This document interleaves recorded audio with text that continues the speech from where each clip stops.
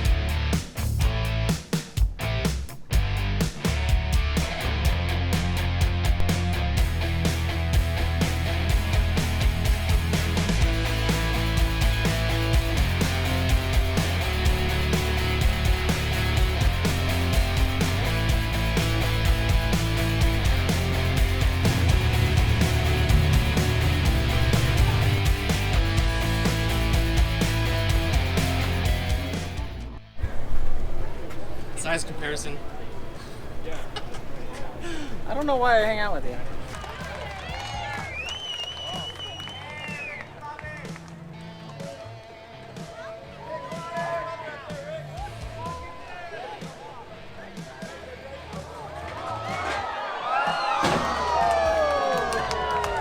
Chris, are you gonna roll over on the flex ramp like that one guy? I hope not. But that's a really long ramp. Yeah. Dude, that ramp is not playing around. No. That dude hung tire and went up it for like 8 feet afterwards. His tire was like 4 feet off the ground. Yeah. And then he came down and rolled over. Yeah. Just remember, there's no trailer this time.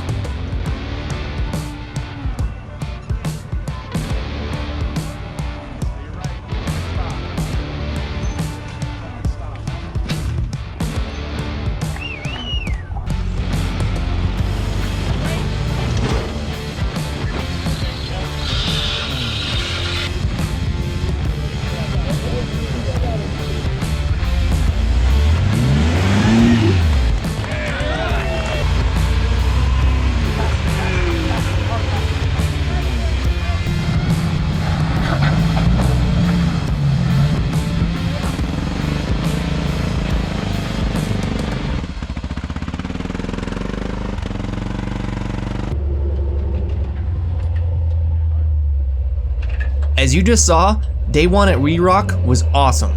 There were several small courses set up, and there was just non-stop rock crawling going on from the very beginning.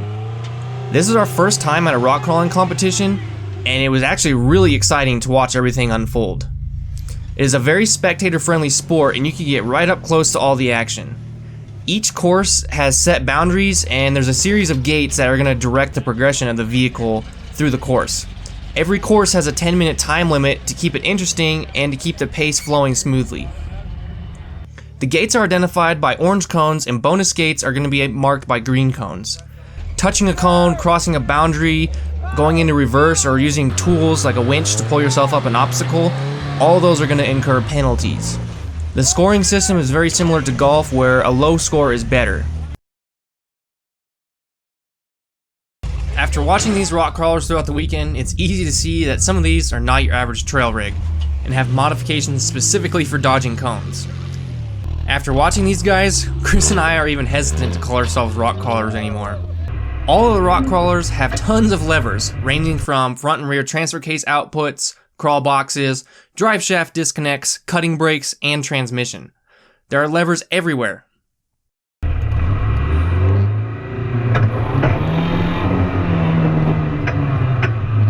Watching drivers work all these together is impressive. A twin stick transfer case is a necessity for competition. This enables drivers to only have front or rear wheel drive, and coupled with a cutting brake, they can make very sharp turns or reposition on obstacles easier for the right approach. Cutting brakes are hand levers that are set up to engage only one brake on a corner of a vehicle at a time. Almost all the vehicles were running some form of sticky tire that is not street legal, and many put water in the tires to give them a little bit of grip and weight down low. The high-end unlimited class buggies are impressive. They are built extremely small, and they fit one person that seems to be nearly laying down inside. They're extremely low center of gravity chassis, but the axles are high clearance with portals. Some of these crawlers weigh sub 2,500 pounds, and they have very small engines. They put steering axles in the rear for extreme maneuverability, and it is one of the coolest things to watch these things work.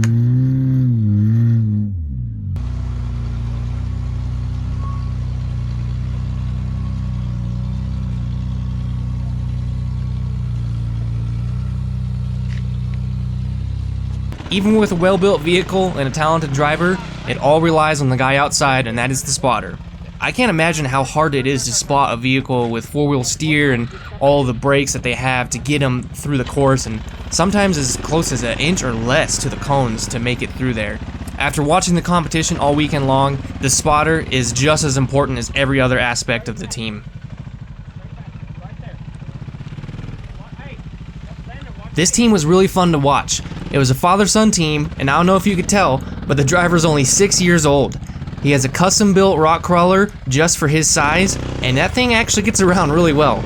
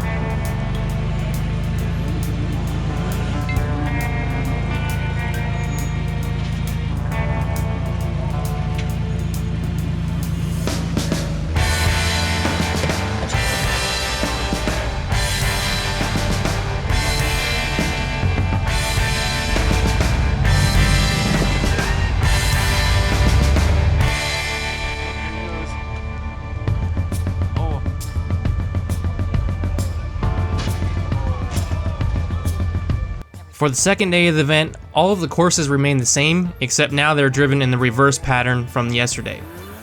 At the end of the day, the top 4 drivers in the unlimited class compete in what's called the shootout. For the shootout, it is a completely new course set up in a literal canyon, and these guys are driving up, down, and sideways, all to get first place.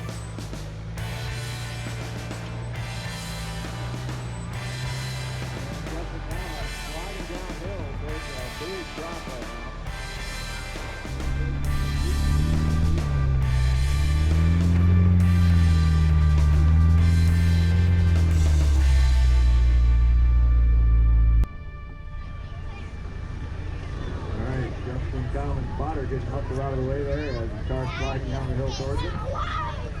And making last minute changes to that landing ramp. And Justin Bauman grazing that side cone there. Running that tread right over the base of that cone. As he's dropping it.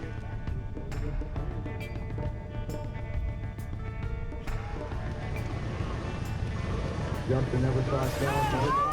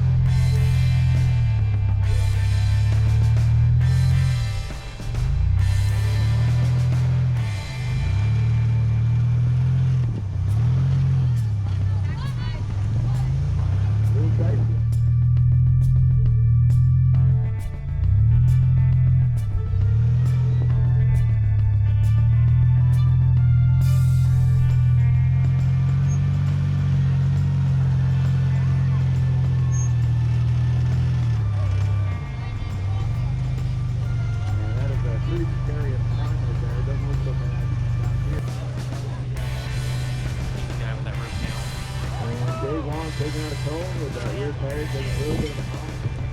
That is a really steep descent to the awful out of that roof. Day one, number 42 car, that is Jeffrey Williams. He's Jeffrey Williams, of course, in first place coming with. Day one and third, wow. That's so cool. How would you even get down there? I don't know. I hope he tries it. Heading up really high.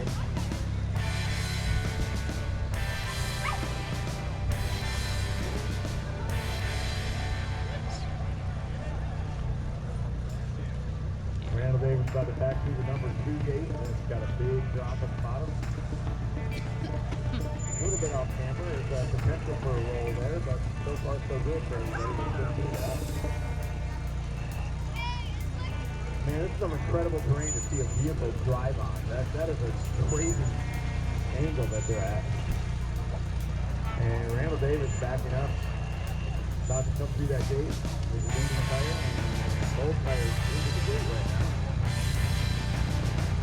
Watch that front end as it comes over. Nice gentle landing for the number 48 car. That is a great job for Randall Davis as he backs through.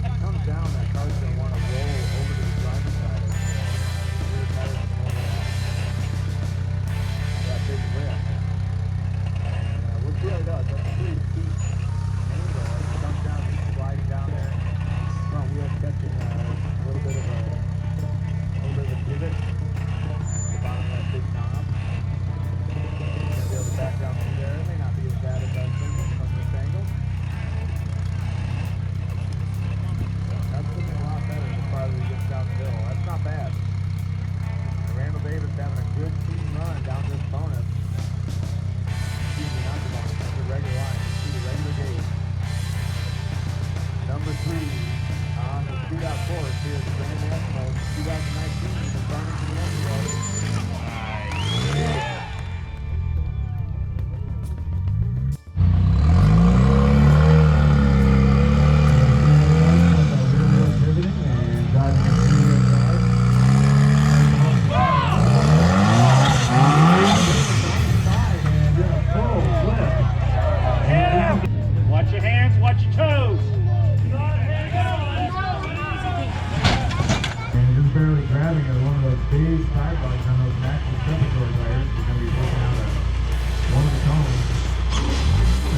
get that zeroed out. So we're going to make that bonus line. Nice job from Jesse Haynes. Cleaning up the cone, but making that bonus.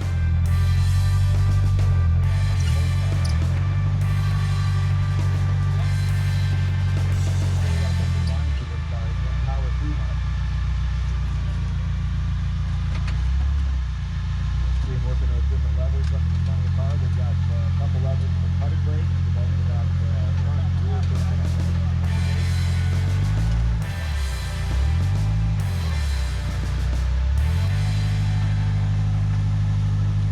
Slowly crawl that rear end over.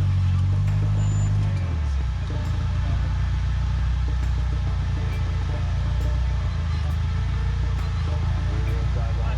Wiggle around the front end. Get that car to settle a little bit. Learn a lot of cool tricks watching these guys. Probably see their cars. That's one of my favorites. The wiggle.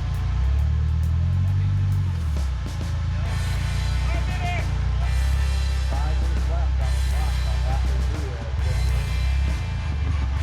Turning on those back tires. Getting some grip. Pushes the rear car over.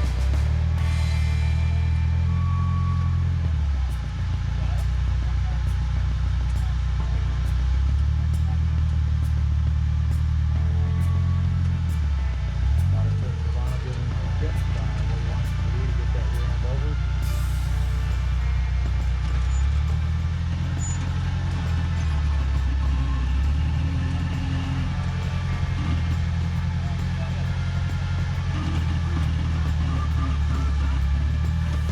Definitely trying to get that car to head over towards the passenger side before it starts pushing downhill. That's the thing, very slippery. You can steer that top layer off these things over back in the sand. And then unfortunately slide right down into that cone. Again, coming into this first place is a pretty commanding lead. And second place, Hannah Davis, rolling right at the end of his run. Just a little bit of breathing room. A little down there with no. Down off this number 14, turn around, come back up, come through the exit door to the trailer. Once they clear this gate, guys, they're coming back around up through here and out these yellow gates. Up to that notch? They're coming Yes. up the notch? 2 minutes! 2 minutes on the clock for Jesse Haynes. And getting just a little tippy there. As we watch that rear end up and over a big ledge. Trying to get that car to settle down a little bit. 2 minutes on the clock, under 2 minutes now.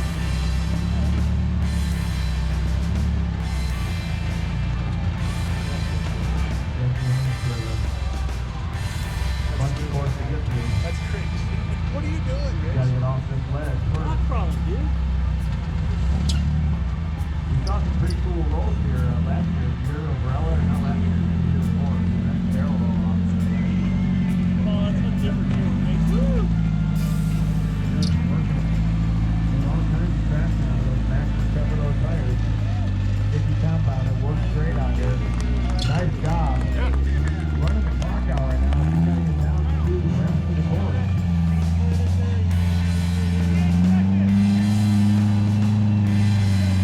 Just under a minute.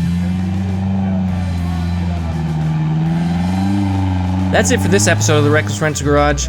If you guys enjoyed our coverage of the We Rock Grand Nationals, be sure to hit that like button. We do have a couple more episodes getting up close and personal with some of these rigs, so make sure you hit that subscribe button. Until next time, stay reckless.